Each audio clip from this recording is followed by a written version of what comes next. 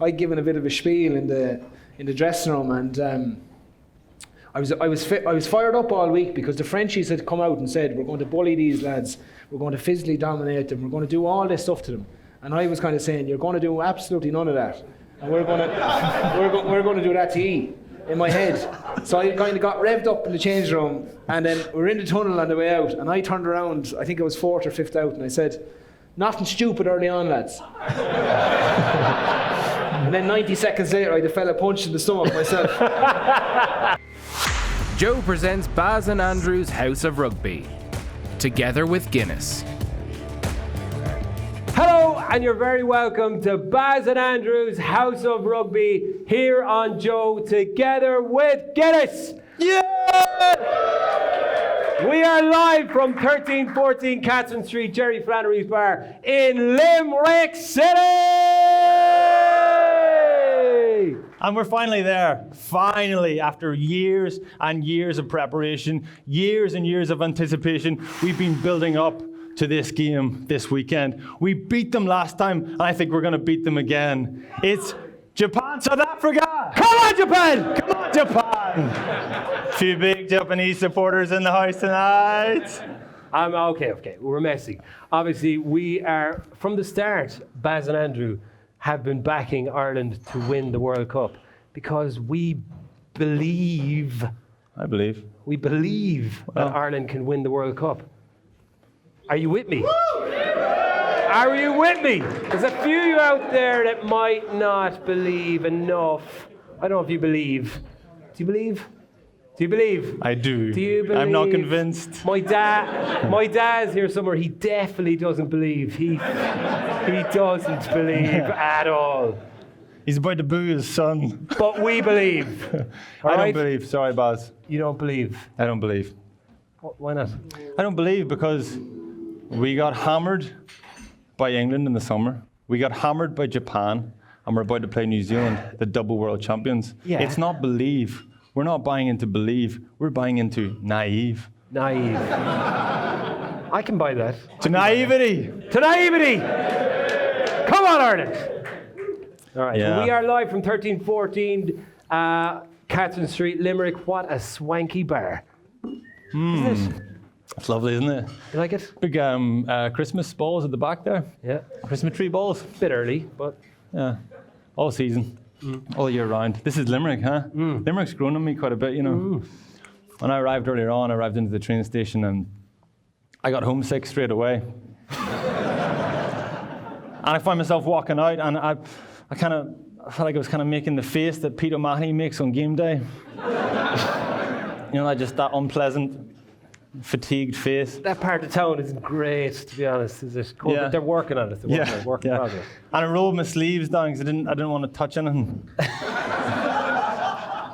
But then Barry picked me up and it all changed. Like my world changed, and Barry gave me a tour of the city, and I saw all the sights. What did I see today? I brought him down to O'Connell Street.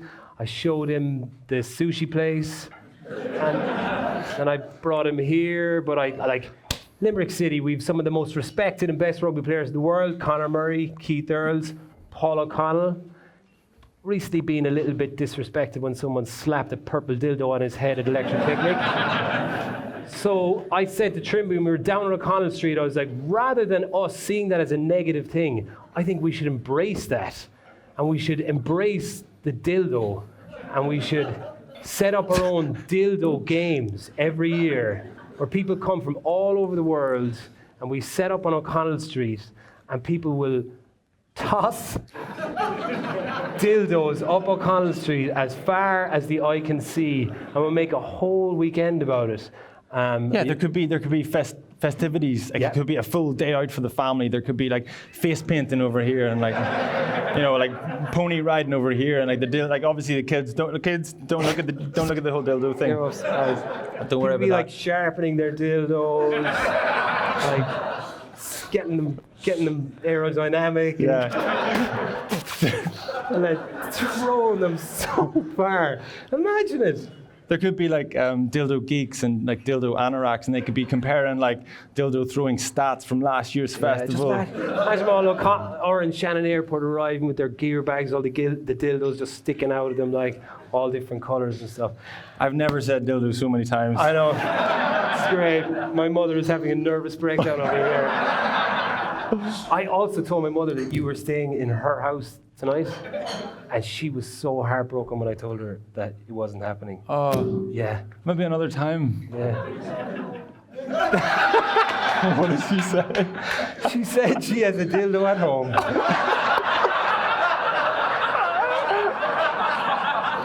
How far can you throw it though?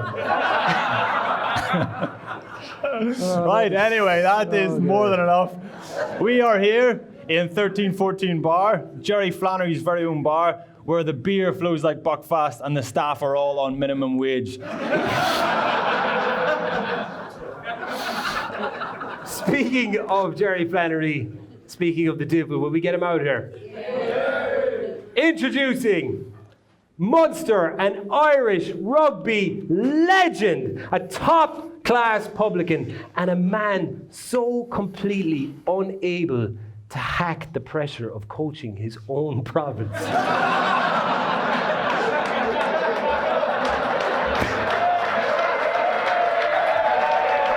That he ended up abandoning them, and now he just hangs out with us every day and regrets that decision every day for the rest of his life. Mr. Jerry Flannery, ladies and gentlemen.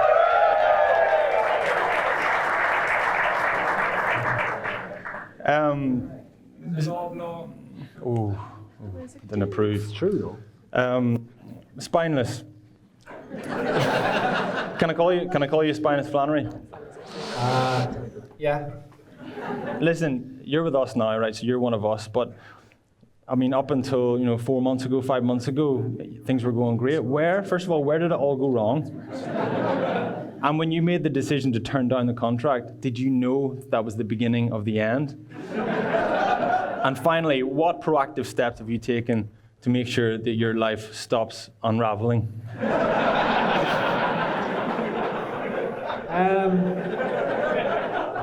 Take your time. Obviously, it started with approaching the CEO and saying I wasn't going to take the contract. I didn't know it was going to be like this. I didn't know it was going to be so shit. But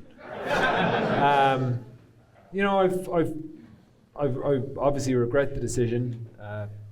No, I don't mean to speak bad on you lads, but yeah, it's not been great. He just did. But I've been proactive. I've applied for jobs. I'm out there. I'm in the market.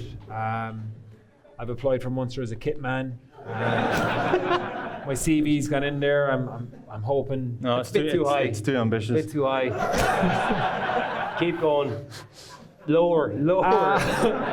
We can. I know, like the bar staff in like the Shannon RFC clubhouse. You can maybe get you in there on Sundays collecting glasses. Get you some. Yeah, I had my eye on the janitor's job in Thomond Park. I thought, like, I'm not really sure where this came from, but I was like thinking if I could do a good job on, initially just keeping the toilets clean, keeping the stadium spick and span, and then if I could just start putting some of my ideas, rugby ideas, up on the mirrors, just writing them up, that maybe Stephen Larkham might walk into the toilet, someone go, he's after writing this up here. And So, Fly, you said you weren't sure where this came from. That came from Good Will Hunting. And You are Matt Damon. see, that's where you're wrong. Will Hunting is far smarter than you. well, look, that's my plan, and We'll call that Plan B. You're with us now. Yeah. This is Plan A. yeah, I've got to make the best of a shit situation. Yeah, well, Yeah. it's not great for us either, ladies and gentlemen, I'll be honest with you. Well, look, we've wasted enough of your time. It's about time we got our first two guests on the couch, if that's all right. First up, Munster and Ireland legend, who in 2014 was part of the first ever Ireland team to defeat New Zealand. It's Niamh Good Cop Briggs. Fifth Munster and Ireland star, the youngest Munster player ever to reach 100 Munster caps, instrumental when Munster beat the Maori All Blacks in 2016. And he's going to help us tonight understand how we're going to beat the All Blacks at the weekend, the impossible task. Mr. Rory Scannell. Niamh and Rory. Nice chair. We are, yeah, Flav's over in the little kind of the granny. I'm the sick relative. You need to put a little tartan blanket and just ignore me in the corner. If anyone has a little blanket, that would be great. Niamh, Rory, we're delighted you can join us tonight. We know you're both very busy at the moment, so thanks a million for taking the time to join us all here. Briggsy, I'm going to start with you. Obviously, an incredible career to date. You've achieved more than most on the pitch for your country, for your province, for your club. You've also had your fair share of injuries, and obviously with the boot on you tonight, you're still stuck in the middle of one. Yeah. Can you talk us through where exactly you are at the moment? Yeah, about 8 weeks ago I smashed my leg pretty much and dislocated my ankle, so I had it pinned in that. So I'm about 8 weeks post-surgery now, hoping to get the boot off maybe in the next week. And then we'll see what happens after that. But Wow. it's been a lot of injuries. Yeah, so Yeah. that's... I stuck them out in fairness. Take us through the last 2 or 3 years of injuries for you you've had. Yeah, I suppose it started like hamstring off the bone was probably the start of the big, the ball rolling, and then I got back for about a week. It seems to always I used to get about a week of training, and then torn Achilles, missed the World Cup, and just trying to been fighting everything since. So, and then this is just good old icing on the cake. What about you, Rory? Where are you at the minute? You've obviously had a good start to the season, 2 from 3 wins. Season started well. If you go on now to have a little bit of success with Munster, will you look back and say it all started the day we got rid of Flannery? Spineless Flannery, sorry. I'll give him his full title. No, I wouldn't quite say that. I won't be too harsh. But it's been a good start to the season so far. You won't be too harsh because you shouldn't be too harsh. There's no basis for it. Fair. 2 wins, and we lost to the Cheetahs last week, which is disappointing. But we have a week off now, and into a tough 14-week block, I think, next week. So How good are the Cheetahs? yeah, they're looking impressive. 3 bonus point wins so far, and won the Curry Cup as well. So they've had a great start to the season, and I think we'll definitely see them in the later parts of the season as well this year. They're flying it. So. Briggsy, I don't know, obviously not many people here will know, but when you see Briggsy behind closed doors, she's incredibly dedicated on the pitch, off the pitch, in the gym, recovery, rehab. You're one of the most dedicated players I've ever seen, and also juggling that with a full-time job as an upstanding member of the Garda Síochána. How do you balance both of those things? Sorry. I just want to say we didn't splash out the 400 quid for the late licence tonight, but Briggsy said we're covered to go to half 2. And look,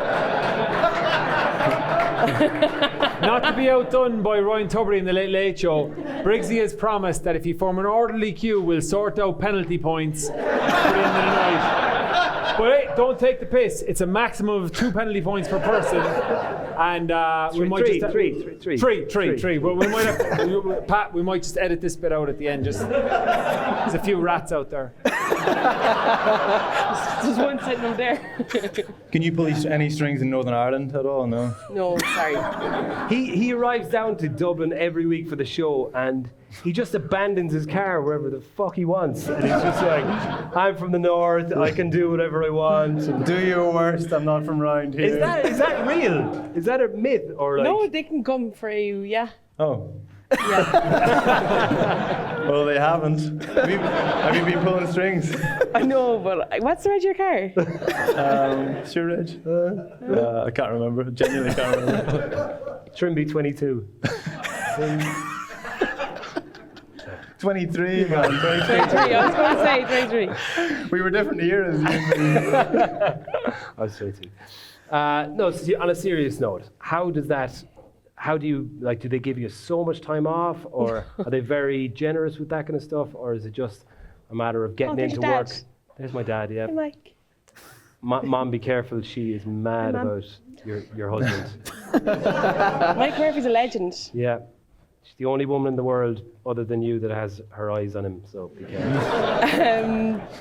Yeah, look, Guards have been great in terms of their support and stuff, but it's like anybody else that plays at a high level sport. It's amateur. You train before work, you train after work, type of thing. So your day starts incredibly early.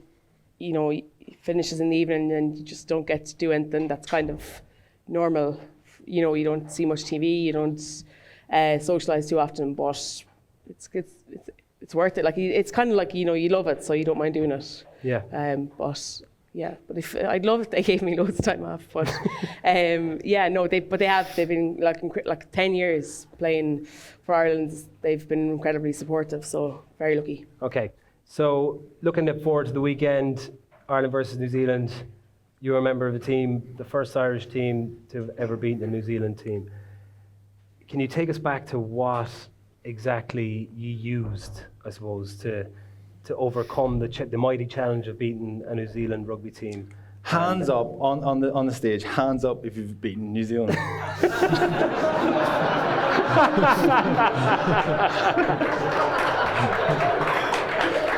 We should. I know there's definitely one more fella in the house. Is there anyone out there that's beat New Zealand? I'm expecting Ginger McLaughlin to be like up in the rafters here, like Phantom of the Opera, just like We should start a WhatsApp group, us three and Ginger. Just keep in touch and share memories. The new Jerry and Baz group. At least I almost beat them. We almost beat them.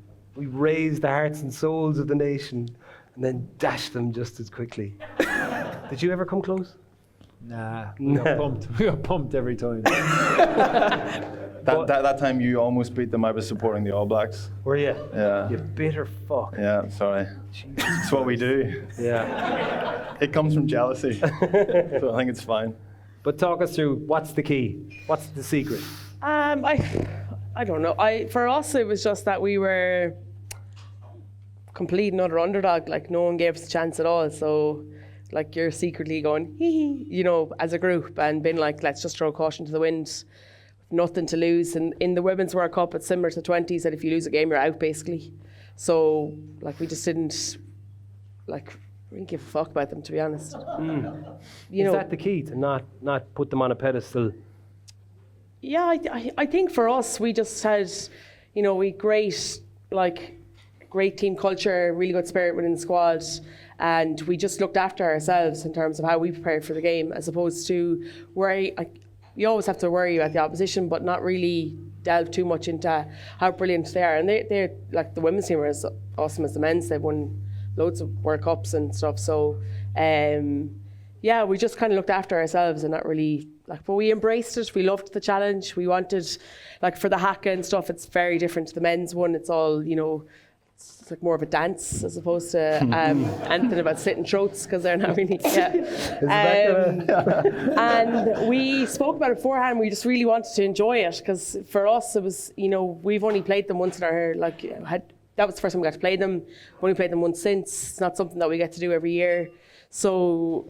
We just kind of went out with the let's just go and enjoy it, trusting our ability to play rugby, and hopefully we can pull off a shocker. Yeah, well, he did. Scans beating the Maoris.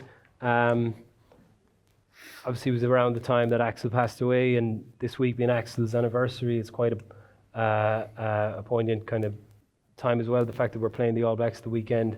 What was that like for you? Was that that must have been a huge moment in Thomond Park in front of that crowd, and that moment when they presented the jersey, and to go out and beat, you know, some of the best players in the world, future All Blacks as well as current All Blacks. Yeah, it was a special night. It was obviously just after Axel passed away, and you know, we'd had a tough few weeks in Europe. It's kind of a strange one. I remember chatting to Razzie, and he was thinking. He was in between a league game, so we had a weekend off, and he was thinking about now quite a young side. He didn't kind of realise the tradition Munster had against touring sides, so I remember kind of looking at him saying, oh, it's a bit strange that you're going to do that, and obviously Flau will remember it, but you know, we ended up putting out kind of the strongest side we had during the November series, and you know, a couple of young lads played as well. It was a special night, and you know, obviously the weather probably helped us a bit. They weren't used to that torrential rain, I'd say. But no, it was a special night, and it's not something you do every week or every year. So it was quite enjoyable, and it was a great win for the club. What's your memories of that game? I probably look at it like it's a bit different for me because myself and Felix at the time would have been chatting to Rassi and to Jacques Nienaber at the time, and like Rory alluded to, they probably didn't realise the tradition that's attached to Munster playing touring sides, and they just said, oh, well, we're playing the New Zealand Maoris, we'll just put out like a Mickey Mouse side and rest most of our top players. And we said, I don't think you're really grasping what this means to Munster as a club or to the Munster supporters. And Rassi said, well, look, let me talk to the players. Spoke to Rory, spoke to a lot of lads who've been kind of probably on the fringes of the national camp. And he came back to myself and Jones and just said, look, he said, I think I'm getting to grips with what this game means to you. And there was some lads there who probably, were probably fourth choice in the squad, but because of international players being away, they got into the squad that day. And that's what without it being cliche, the really cool thing about games like that is that, listen, you can fast forward through 10 years of your career, and you can, if you perform on this day, you'll go into the history books for Munster every single time. And the lads were unbelievable on the day. And for guys like I look at guys like John Madigan, who started for us in second row and probably didn't play maybe more than 15 caps for Munster senior team, but he'll always go down now as a guy who beat the Maori All Blacks. And it was off the back of what happened with Axel. It was a really weird time for us as a club, but I think players' performance is really the currency that you trade on, and they delivered again. So it was a great day.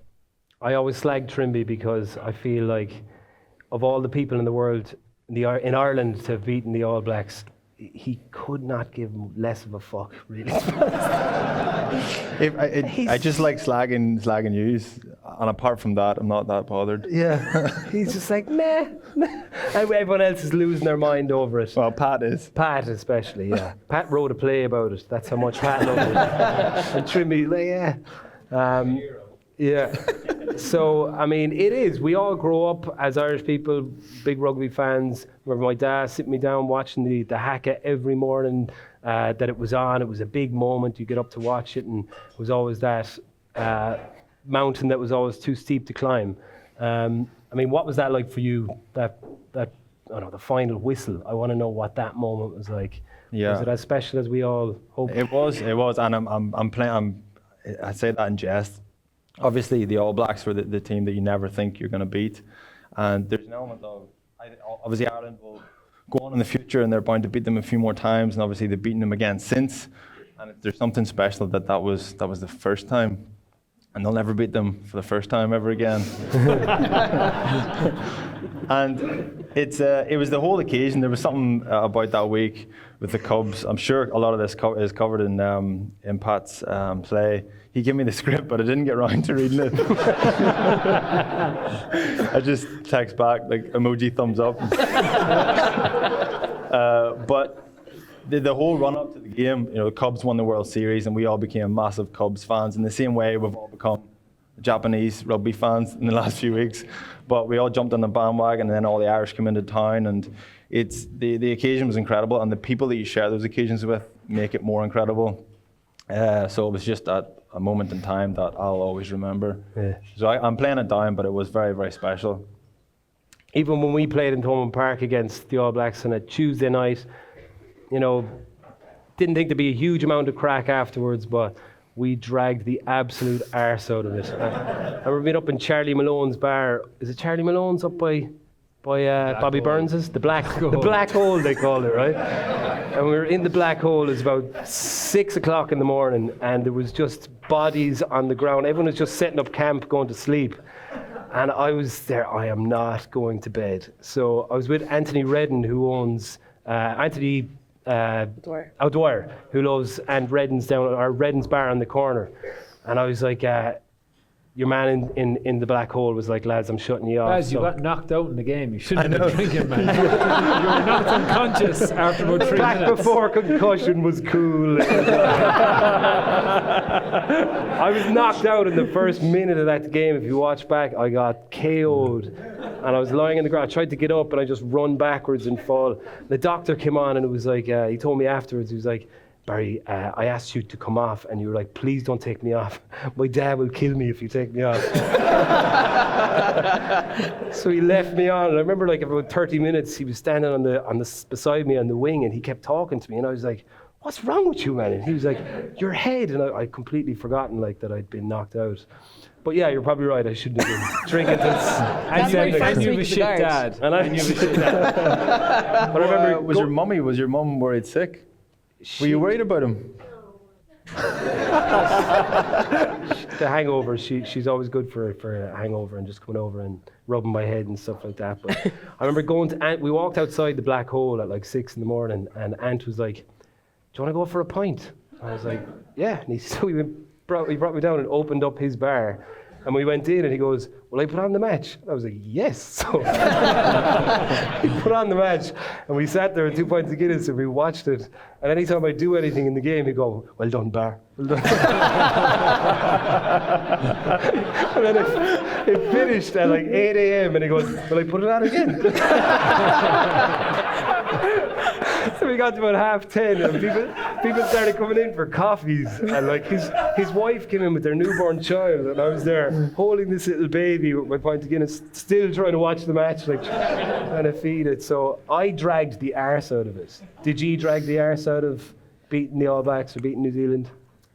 I have. I've talked about it a lot. To be fair. Yeah. Yeah, probably. Well, I don't know. I remember That was my first week as a guard, that match that you played. And they were like, is anyone around to do, like, can help out with the match? So I was like, yes, free tickets. So I was like, yes, I am traffic duty on the Dock Road. I saw none of the game. None. Wow. Yeah, it was like, everyone talked about this great match, the moments of ever. And I was like, yeah, was it brilliant? Do that. Come on, stop. I said stop, come on. You going from traffic duty on the Dock Road to then beating the All Blacks is like his life in reverse.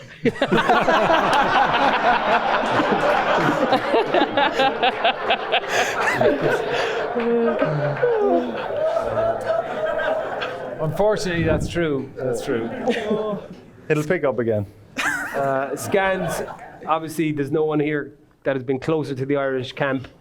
This year you were in the camp for the whole summer, obviously playing in a position that is probably the most competitive position we have in the squad, and you were very unlucky to lose out, but it was obviously a very disappointing few weeks for you when you had to depart from the squad. Yeah, I was delighted to be involved in the squad when I was named at the end of the season, and as you said, centre's probably one of the most competitive, and I knew myself going in, the lads have played a lot more than I had at that level and, more experience, so I knew I was coming up against it. But it's kind of, the World Cup's a strange one because it's such a small squad that the more positions you can cover, if you're a fringe player, the more likely you are to go. And just as the other centres all cover the two positions, I primarily play at 12 and, the odd bit of 10 probably, didn't help me. But it was, great to be involved. It was probably the best pre-season I've put down so far in my career. And, it was obviously disappointing to be let go, but going back straight into pre-season with Munster then, and I felt good, felt fit. Did you find out early, Scans, in pre-season? He kind of staggered it. Yeah, so it was. I think it was everyone was in kind of for like 6 or 7 weeks, and it was actually the week before the first game. The end of that week, I was let go, so it was disappointing not to get a crack. Obviously. Was that maybe easier rather than getting right up to? Yeah, chatting to Mike Haley, who came over last year and was in the mix, and he was kept on and played against Italy, came off the bench for 20 minutes, and it's obviously great getting your first cap, huge honour, and the next morning he gets a phone call saying, look, we're going to release you back. So it's mixed emotions, and that probably would have been harder to take than being told the week before, look, we're releasing you back. So it's probably a bit tougher in that circumstance, but it was disappointing overall, but it's something you have to take on the chin. Tell me, in and around, whenever you were watching the Japan game, honestly, were you kind of supporting Japan a little bit? I'll put it to this way, I'm 2 from 2 against Japan, so I'm happy enough with that one. So I just imagine like anyone who didn't make the cut is like, or let's say you like just flaking down William Street on a rickshaw or something, like just with a samurai sword, throwing out fucking sushi, just like, come on, Japan! But obviously your brother's involved, so yeah, he was involved. So yeah, it was. I know it was disappointing for them, but they're in the quarterfinal, which is the main thing. So You heard from him. How's he getting on? yeah, good. He's delighted to be involved this week now. It's an exciting time. So he's it's hard keeping in touch with the time difference. So haven't been chatting to him too much, but you know, it's tough going. I can imagine. You know, you're in camp since the middle of June, and you know they could potentially be there another 3 weeks, all going well. So. Is there a competitive thing at all between the two of you? Like, is there a part of you is kind of sick of him having so much success? Not really, no. We're different positions. I imagine you're obviously extremely successful. You're Munster player, Ireland player. But are you like Venus Williams and he's Serena?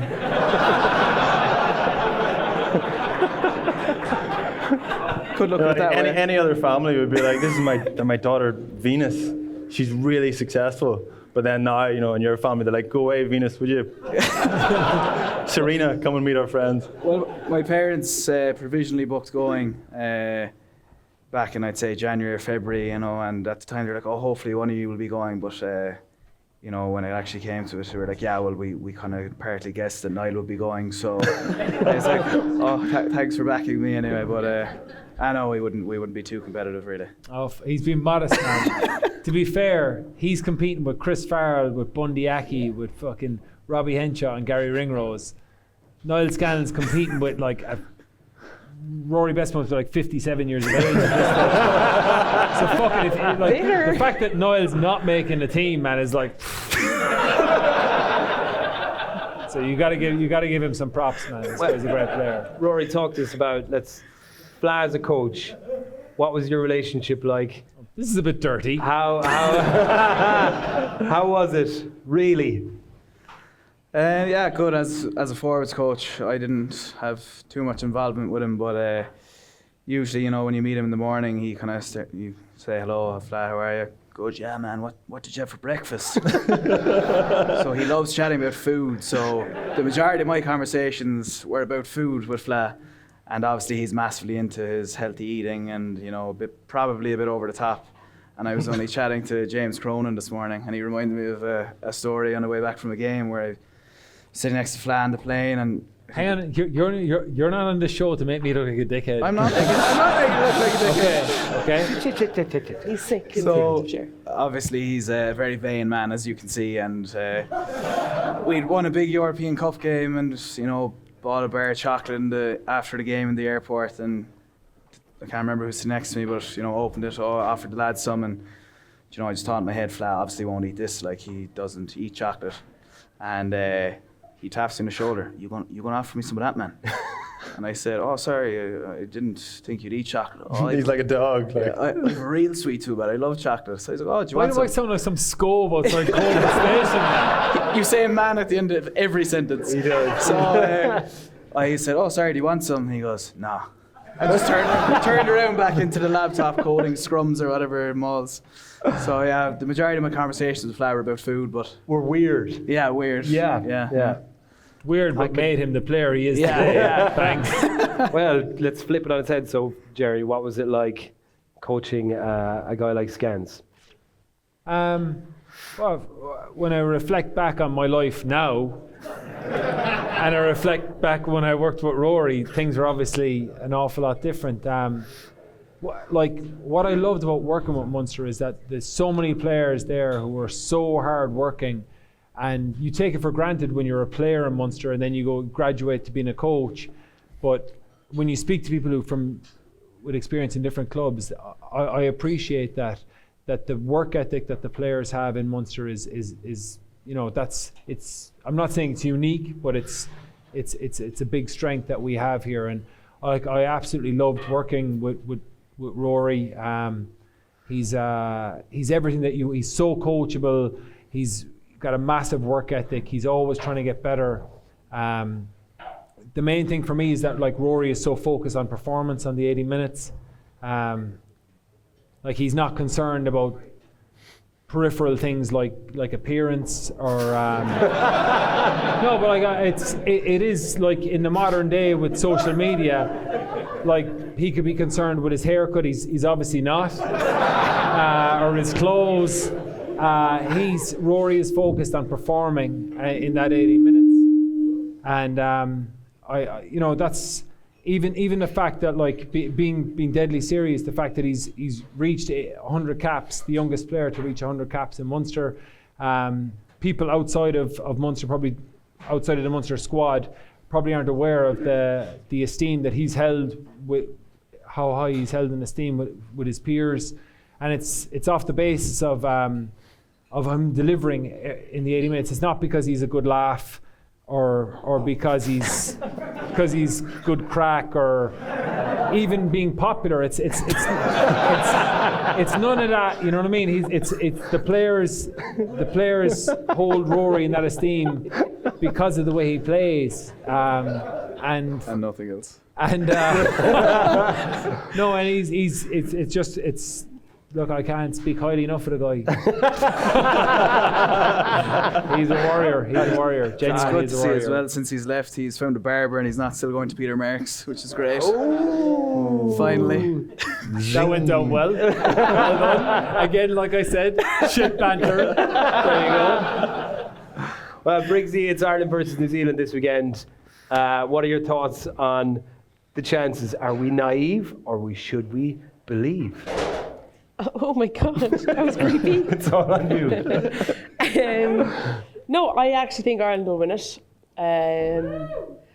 Yeah. It's two people out there believing. It's okay. I could really look naive. No, I do. I think that they have a confidence in like having beaten them before. Okay, albeit twice, not 26 times that they've got hammered before that. But there's just something about New Zealand, I think, that Ireland seem to have gotten in, like they seem to have a needle in there in terms of like New Zealand. I don't necessarily think they'll fear them because they probably just don't fear anybody because they're kind of like an arrogant type of team. But I do think that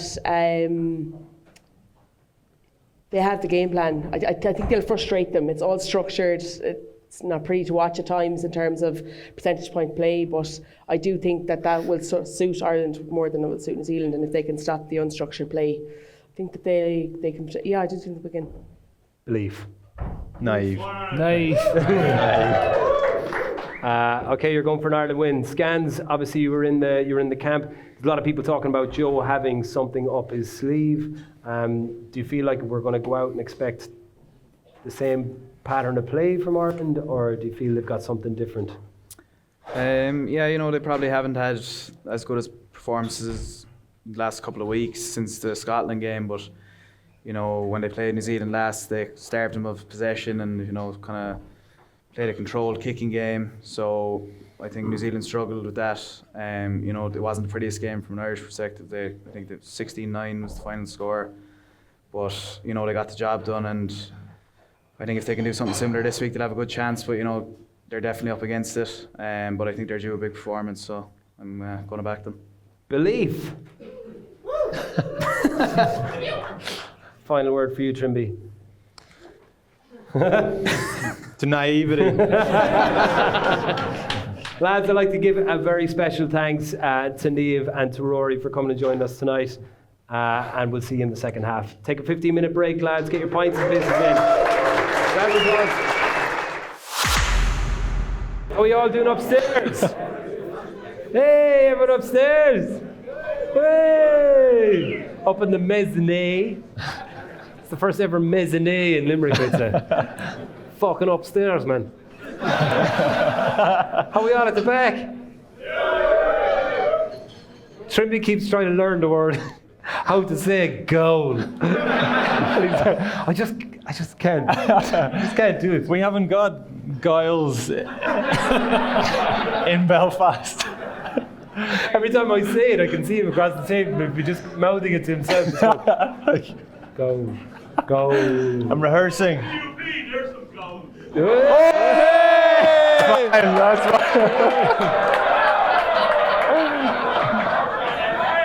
Politics and sport do not mix. That's Limerick City. All right, are you ready for our next guest?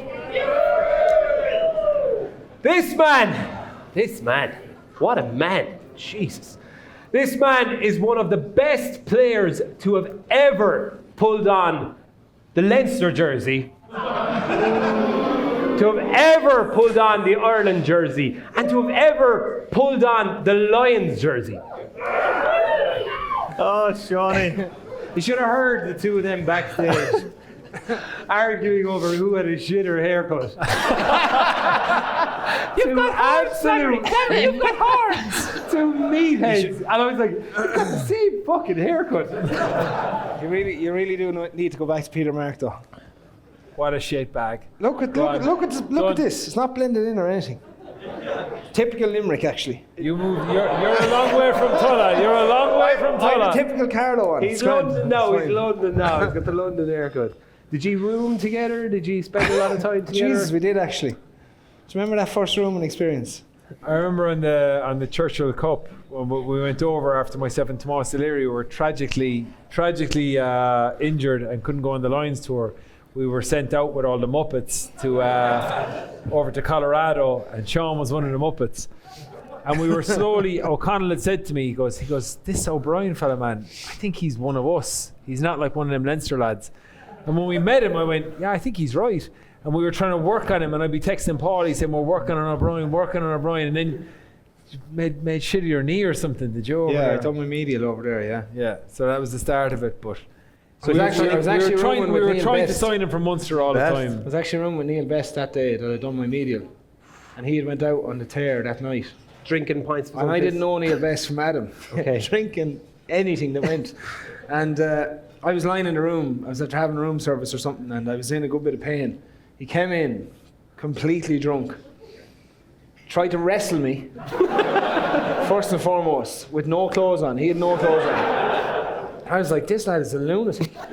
Then he opened the window and proceeded to tell me he was going to fire me out the window. I was like 19, I think, at the time, thinking, I have to call someone here about this fella. The man beside you is a little bit of a lunatic as well, to be fair. He was, That must in have been your fairness. criteria, was it? I want a roommate who's mental. Yeah, when I walked into the room, actually the first day with him, he was sitting on a chair on his laptop, completely naked. True or false? Shawnee, You were responding to emails or something, but like... you're the common denominator though. Yeah. You're bringing it out in these fellas. Well, I'm not sitting around the room with no clothes on me, that's for sure. Yeah. Shawnee, you're known, I think whenever you finished up, well, sorry, I didn't finish up. Technically, you're still going.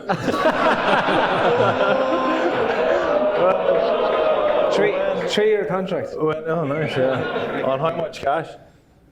More than you were ever on, I'd say.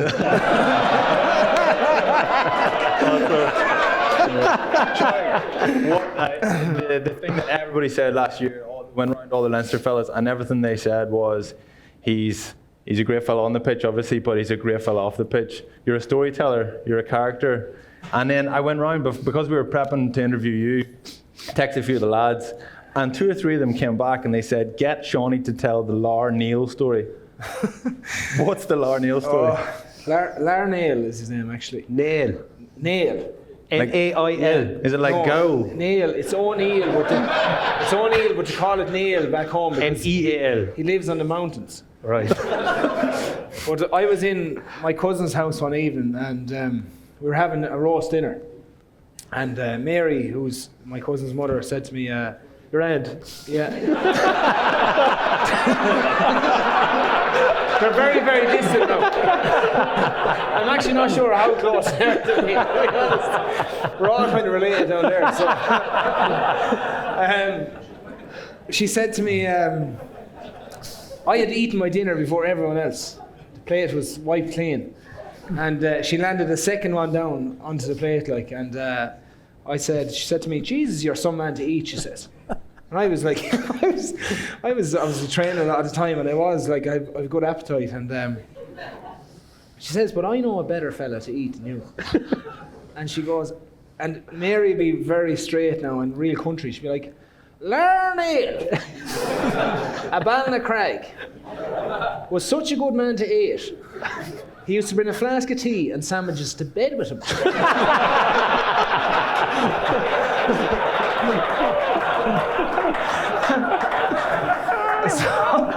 So that was the Larnell story, and I told that to the boys one day, and just they couldn't get over this. Like, Oh man, but I had another one when I actually moved to Dublin first as well. I had another story. I think it was the second or third training camp I'd been to for the Irish under 21s, and there was a couple of lads brought in just for training to make up the numbers outside the 26, and one lad said to me, he said, where are you from?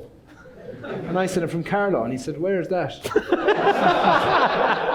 And I said, it's down south, I said. And I didn't want to really entertain him at all, so I didn't want to tell him. He goes, oh, I was down there one day, he said, and I seen the big white fluffy things. And I said, sheep. And he said, no. He said, there was more than one of them, shoops. So I kind of knew then what I was dealing with, like, straight away.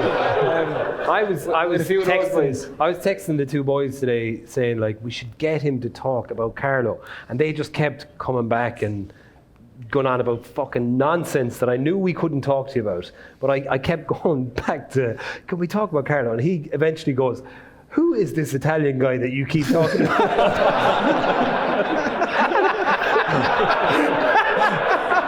And then on the WhatsApp it was CARLO. I'm sorry. And then he goes in and said the same thing. Yeah, who is this Italian guy? I was giving the guy from Belfast the benefit of the doubt, but then he came in and goes, yeah, who is this Italian guy? Carlow. Jesus. Hey, you think the fucking snobs up in Leinster, man? He doesn't even know where Carlow is. Man. You know how to spell it. So you're over in London now. You're the Carlow man over in London. How's that adjustment been? I'm not there yet, actually. I'm moving over on the 25th of next month.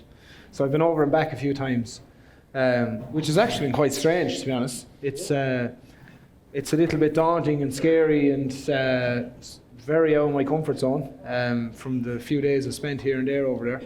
But something I'm really looking forward to the challenge. Yeah. So you're rehabbing the hip from Dublin, is it? Yeah, rehabbing the hip in Leinster still.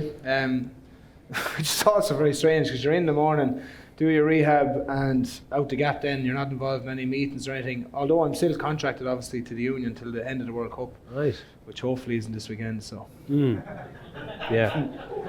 Naive. So have you a target in mind for your first game? I actually it could be as far out as March, to be honest, because when I get over there, I kind of start into their pre-season block that I have to do, because I have to hit a lot of targets before I get back, and then obviously train on the field with them for probably 6 weeks before and see can I actually play again and get knocked about and so on. So I'm kind of thinking Paddy's Day might be a good one. Yeah. So can we just get you through? So you just lathered yourself in holy water from Lourdes and got through the medical, and then said, "I'll see you in March." Flat. That was piss, not holy water.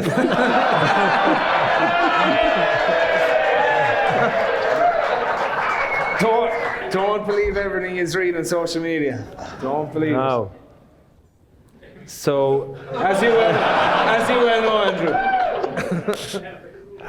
So when you say Paddy's Day, a lot of us would have believed that maybe your Irish career had come to an end, but like, you're only 31. Are you only 31? To naivety. 32. You Shawnee getting back in the Ireland team. Well, I think you're 32, so a lot of people probably presumed you were a bit older because you've been around and been a feature of the Irish team for so long. So, I mean, everyone in this room and in Ireland would love to see you back in the Irish jersey. Is that something for you that you'd love to see?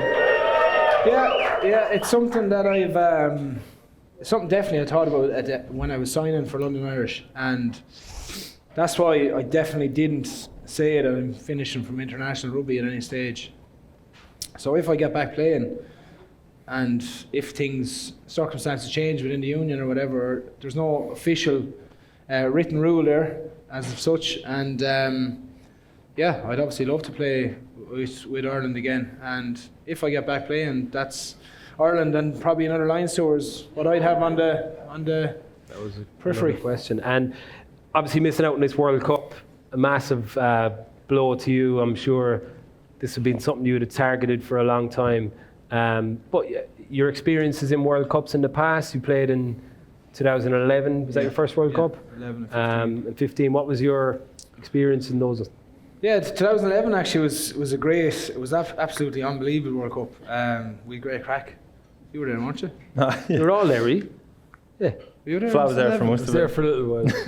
Oh, yeah. I gave out the jerseys instead of crying. Remember you won? You beat Australia. I do, actually. The highlight of your career, I there, do you remember dickhead. that. I didn't know who you were at the time, I don't think. Go on. I didn't catch that. What was it? I didn't know who he was at the time. That was a great tour, in fairness, and a great World Cup. And obviously we took Australia that time, and great experiences over there. But actually after that one, the few days after that Wales loss was actually some of the best crack I've ever had in my life. And I remember the second night I had come down and someone, I think Rala was wheeled down into the lobby, and he had sunglasses on him, and we had him all taped up. And he couldn't move, and no one was allowed to touch him either. But we kept, obviously we were out the whole night, and we went the next morning. I texted Paulie actually and said to Paulie O'Connell, I said, "Where are you?" He says, "D4 bar." I says, "On the way."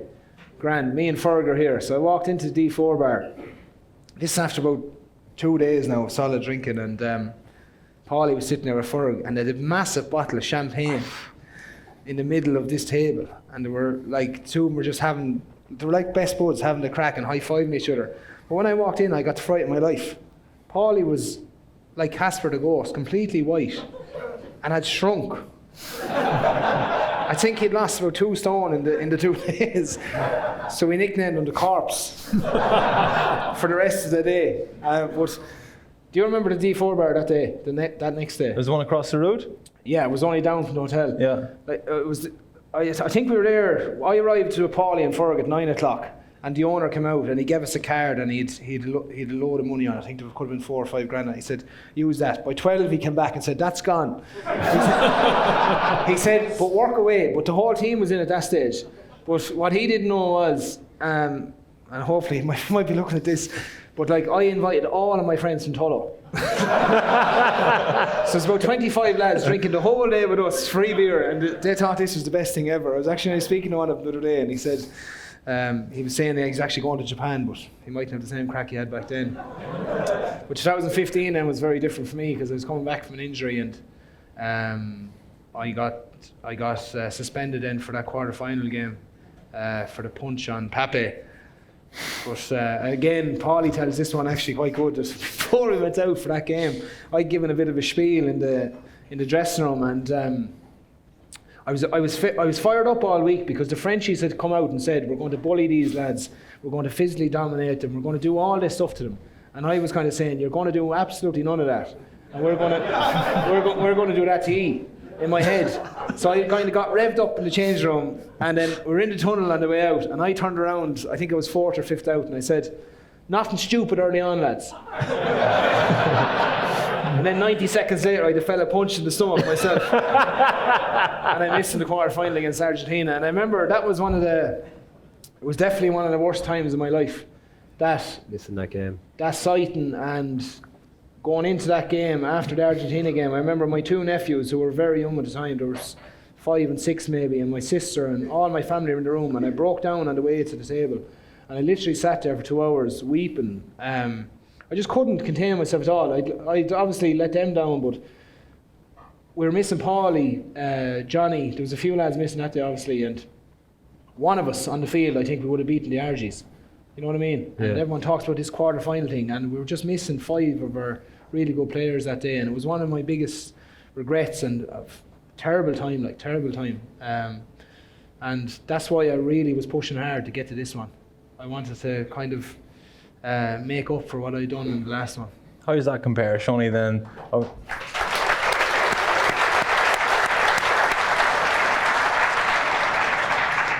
I think rugby players in general have a lot of ups and downs. That was obviously a disappointing time for you, and you've obviously struggled with injuries, throughout your career at kind of crucial moments. Yeah. How does a moment like that compare to the hip injury at the start of the summer? Yeah, they're very different, I suppose, because with the hip injury, with injuries like this, you're out, you're done. You've missed the World Cup. You're on a 6 or 7 month rehab program. Did you know straight away? Did you? With the hip? Yeah. It was after the Lions tour in 2017. That November we played South Africa in Dublin, and I was flying fit at the time and playing really well, and I was really happy with my form. And I remember walking down the corridor in Carton House on that Sunday evening. I just got a pain right at the front of my hip, and that was it. That was literally, I was walking and I got a pain, and I had that then till I had the operation last year. And sleep and there's so much that goes with injuries, but I was probably playing on one leg or trying to play on one leg, and when I met the hip surgeon that Christmas in 2017, he talked me through the steps of where we could go with this, and basically I needed a new hip, a full replacement if I wasn't going to keep playing. And if I was going to keep playing, well, we had a few options to see could I play. And but once I had this done, going back to your question, is that it's done, it's dusted.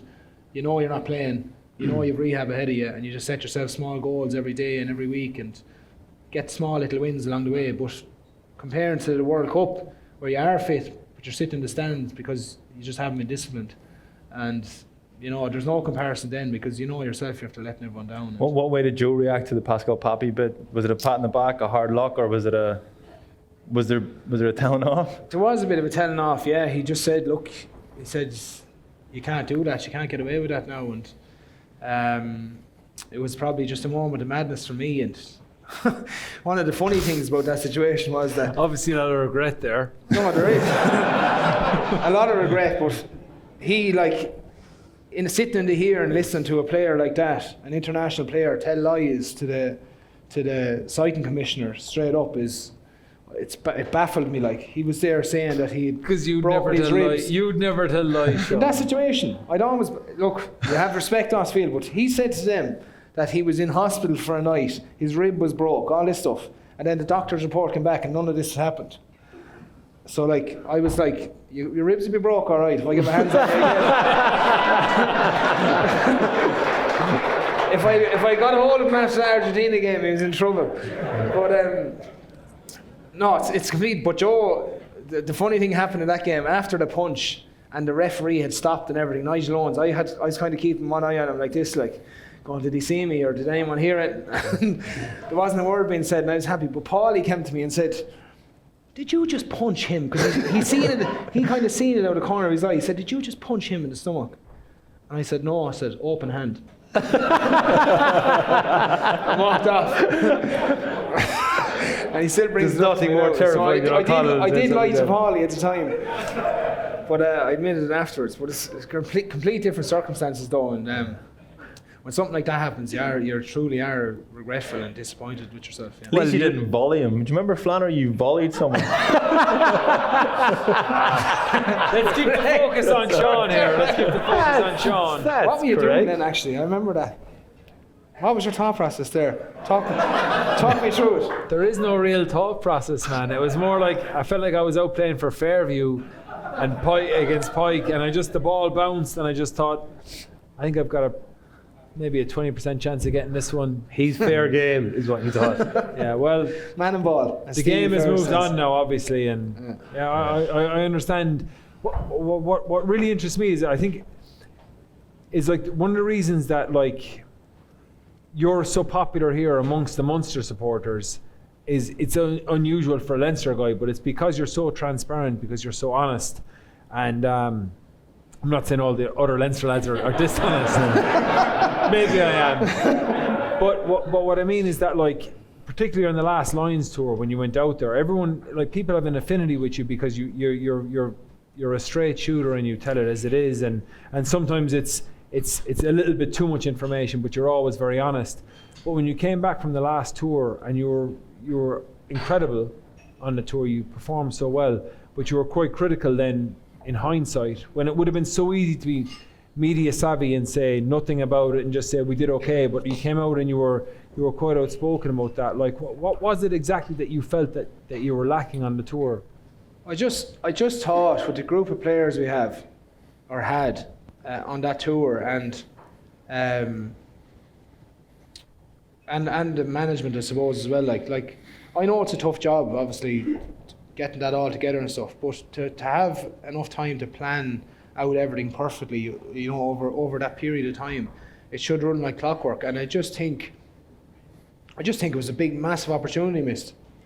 And that's why I said what I said at the end, because, you know, in this day and age, should we be overtrained the first week leading into a test game? No. Yeah, and like, should players be, like, players obviously drive everything as well, but you know, I just thought there was a bit too much messing and yappy things going on in the background. And yeah, maybe me being a bit honest is going a bit far sometimes, but that's just my mindset, I suppose. But like, I came back from that hearing in Wellington for the Lions tour as well. I was at another disciplinary meeting. Didn't get banned, by the way. Innocent. But it was ridiculous as well what I was brought in for that time, because they said I forearmed someone in the head, and I don't do that because I ended up breaking my arm. But I was in the disciplinary meeting, followed lads on a day later, and when I got to the hotel, there was still lads having beers and stuff. This is 2 days after the second test, and we were leading into the final week, and I was just like, what do I do here? Do I join them, or do I, you know, go and get ready for a test match this week? And I went on to bed. I was drained, and I was worried of kind of all that thing was still up in the air, whether I would get banned or not. And then we were playing catch up the rest of the week, and I just thought that was an opportunity missed. And like, maybe it's up to the leaders within the group as well to really put the foot down and you know what I mean, say, are we doing too much, are we doing too little, and so on. And you know, we ended up drawing the last test. I think the part, like, it was a draw. Just Fair like, enough. it wouldn't it be unbelievable to come home and say, we're after beating New Zealand in their own backyard? I agree with you. The thing that stood out to me is that you really had nothing to gain by calling people out on that, because it's not like if it happened during a Leinster season and you said it at the end of the season, said, listen, this wasn't good enough, and then you affect change in it, and then it runs on from there. Well, then Leinster are better and you benefit. But you had nothing really to benefit, only for the Lions to just point out something that our preparation wasn't good enough. That's why I found it unusual. Yeah, And you're a gobby bastard as well when you want. No, I'm not. But the way it came across was probably a bit aggressive, but I didn't mean it for it to come like that. I meant it to come as a point, basically, to improve things going forward and kind of learn from our mistakes, because, you know, if the lads if I go to South Africa the next time, etc. If Rob Howley's coach, you won't be going. He won't be, who? Rob Howley. I don't know if he'll be going now. Put your money on it anyway. But like, there's obviously lessons to be learned out of every tour. But like, I do realise how big and enormity of a thing it is to get perfectly right. Obviously. Yeah. But I just thought it was an opportunity missed. It's interesting to hear, like, when you. So lads, they're on tour. You're in New Zealand, and it's still lads wanting to have crack and enjoy themselves, you know, for a couple of days after a big win, despite having a big game the following weekend. I mean, this obviously, with Ireland's current situation, been over in the World Cup in Japan for a month and building up to our biggest game that we've ever had, potentially. There's going to be none of that going on. I mean, they're going to be absolutely ultra focused, right? Absolutely not. But Lions Tour is so unique. That's all a part of it too. It's steeped in history, like. And you know, that's what makes Lions Tours, is the crack, and everyone getting really close together, and some people getting too close together, and painting toenails and stuff. So Getting the names, name some names. Haskell, like, he was nightmare. I actually asked to not be roomed with him after the second week because I couldn't handle him anymore. Oh, I thought you were proper like. No, we were at the end. Like, in fairness, I took him back in and I said, look, you need to calm down a little bit. Stop being so up and down all the time. Yeah. He had a kind of a steady pace for me. Yeah. Well, he was gas crack actually, so he was. Good lad. Good lad. So, looking at Ireland heading into the weekend against New Zealand, being one of the only people in the room that have been there and beaten them, how do you think they're looking? Is it there's a lot of worry out there that it's the same thing we're seeing again and again? Do you feel like they've got something up their sleeve, or? Yeah, I definitely think there are a few things up their sleeve. Knowing Joe, they definitely do. And I think while I suppose everyone, including myself, has looked the last few weeks and seen little glimpses of nice play, etc., there is a big performance in these lads. And the one thing I'll go back to is that they've done a lot of firsts in the last few years. Going away, beating New Zealand, obviously, winning Southern Hemisphere Tour, etc. And I just think something is telling me that's going to happen this weekend. And I think there's a massive performance in the boys. You can look at the pool games and you can say what you want about them, but they're done with now. Forget about it. This is knockout rugby. And the one thing I did like about Ireland last week was their energy was good the whole way through the game. Where the previous two, they looked flat and a bit tired, etc. And players looked tired. And last weekend, that's what I kind of said to myself after the game. They're on the money now. They'll be ready to rock next week, hopefully, regardless of who they have. And I hope that's what's going to happen. Yeah. I like you look at Johnny, Pete, all these boys. These lads aren't going over there to, you know what I mean, to get knocked out in the quarter final. They're going over to win a World Cup. And so it'll take a good team to beat them. Back to believe? Yeah, I'm convinced. He's convincing, isn't he? Absolutely. Yeah. I'm on board. Yeah. I'm going to stop supporting Japan from now on. Is there anything in particular that you think they can do to upset that New Zealand team? As Briggsy said earlier on, there's something about the Irish at the moment that feel like we've got something up on New Zealand. But is there anything particular in your experience that we can draw upon? I just think I think Joel have spotted some kink in their armour, and if we get it right, if we execute right, you've seen it in the last few games that we've beaten them, and we should have beat them. I was probably at fault the time in the Viva after the Chicago game because I'll take Dev into this as well. His delivery wasn't perfect, but I probably should have still held it on a peel around the back of the line out 5 metres out, and we scored that and we probably win the game. But there's little tricks like that we've done in the past few games against them that have worked beautifully when they're done right, and they are scoring opportunities. So I think you'll see something like that this weekend. And I think our scrum is going to be massive. Anytime we've beaten them, we've actually got a few scrum penalties off scrum, and it's not talked about that often. We won a few against them, and they're predominantly known as a really good scrummaging team. So they're kind of the two things. I think we'll see something that we haven't seen before. A few trick plays, and set piece is going to be massive, especially the scrum. I'm convinced. Are you showing the match in here? Yeah. In this room? Yeah. Brilliant. I have a special announcement to make, actually. It is Jerry Flannery's birthday today. He's not as young as he looks, lads. He's there for everyone to There we go. That's for you. And we're going to take the opportunity to give him a little cake. Is that all right? Jerry Senior is down here, I believe. He's here, Jerry Senior.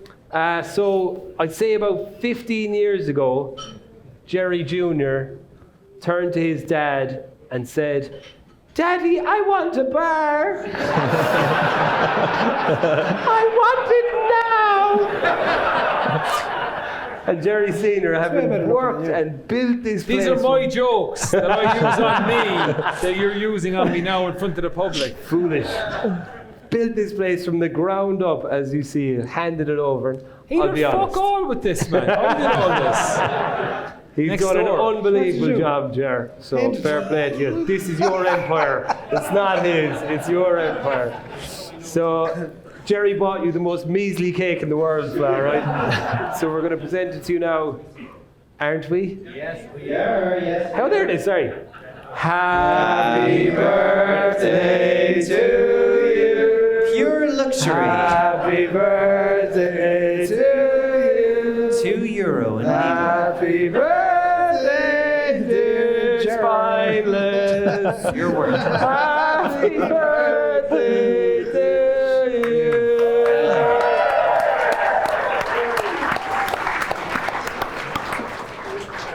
Not exactly a cake, more of a gâteau. But I appreciate it. Larnell now would eat 10 of those.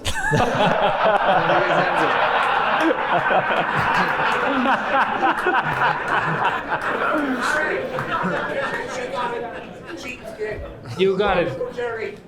Jesus. Remind him, We man. could have splashed Remind out, him. lads. We saved on the late bar with Briggsy. We could have splashed out. Thank you, Liz. Cheers for the cake. Lads, we had a good night. I think we'll wrap it up with firm belief that Ireland are going to win on Saturday and we're going to win the World Cup. Now, fair enough. Shawnee, you've convinced us all. So, where's Japan? Japan is over there, is it? Where's East? Where's East, lads? I fucking knew I shouldn't ask the Limerick crowd this. Where's East? Over there. Point your points East. Believe. That's West. It's Ashton. Point it up. Thanks to Niamh, to Scans, and to Shawnee. Thanks to everyone in production that has made tonight possible. Thanks to all the bar staff here and everyone in Flannery's. Thank you. Thanks to all our penguins for coming out tonight. We love you all very much. Thanks to Liam. This has been Baz and Andrews, House of Rugby, here on Joe, together with Guinness. Party on. Party on.